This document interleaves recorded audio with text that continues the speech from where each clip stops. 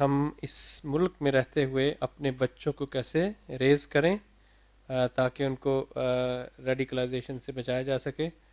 اور دوسرا حصہ ان کے سوال کا کہ بچوں میں ہم کیا کریں کہ وہ اپنے ریلیجن پر فخر محسوس کریں. ریلیجن پر شکر کریں. فخر کی نفسیات سے نکلی. اس نفسیات نے ہمارے پورے قومی وجود کو برباد کر کے رکھ دیا ہے. ہم ہمیشہ فخر ہی کی نفسیات میں مبتلا ہوتے ہیں. اللہ کا شکر کیجئے کہ اس نے شکر بچوں کو سکھائیے، اپنے آپ کو بھی شکر سکھائیے. یہ فخر کی نفسیات بڑی خطرناک نفسیات ہے. یہ دوسروں کے بارے میں حقارت پیدا کرتی ہے. تو اللہ کا شکر ہے اس نے ہمیں ہدایت دی، اللہ کا کرم ہے، اس کی عنایت ہے، ہم اس کا شکر ادا کرتے ہیں. تو ایک تو اس لفظ کو لغت سے نکال دیجئے. اللہ تعالیٰ نے بہت وضاحت سے کہا ہے کہ ان اللہ لا یحب کل مختال فخور.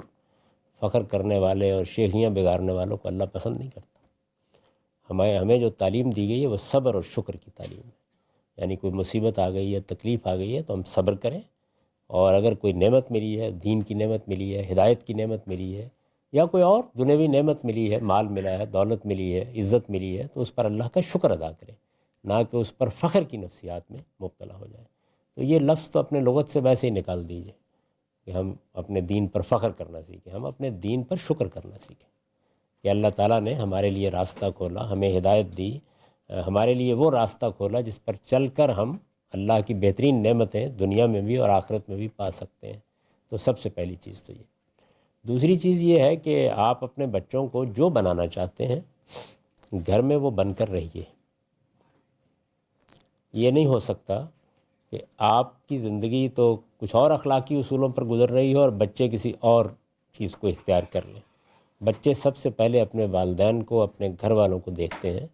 ان کا آئیڈیل ان کے ماں باپ ہی ہوتے ہیں، وہ انہی سے سیکھتے ہیں. تو جو آپ اپنے بچوں کو بنانا چاہتے ہیں، میں تو جب بھی کبھی بچے کی پیدائش کی خبر دی جاتی ہے تو ہمیشہ میاں بیوی سے یہی کہتا ہوں کہ اب آپ کی لاؤبالی پن کی زندگی کا دور ختم ہو گیا. اب آپ کو ذمہ دارانہ حیثیت سے اپنے بچوں کے سامنے ایک اچھے کردار اور اچھی سیرت کا نمونہ پیش کرنا ہے. اللہ تعالیٰ نے یہ شادی کا رشتہ قائم ہی اصل میں بچے کے لیے کیا ہے. تو اس لیے اب اپنی پوری طاقت اس میں صرف کریں کہ آپ جو چیز اپنے بچوں میں پیدا کرنا چاہتے ہیں، یہ خدائی کام ہے جو آپ کے سپرد کیا گیا ہے، آپ اس کا اعلیٰ نمونہ بن کے رہیں. ایک چیز. دوسری چیز یہ ہے کہ خود اپنے دین میں اپنے آپ کو ایجوکیٹ کیجئے. میں یہ لفظ استعمال کروں، ایجوکیٹ کیجئے. آپ کو معلوم ہو آپ کا دین کیا ہے، اس کا آرگومنٹ کیا ہے، اس کی بنیاد کیا ہے.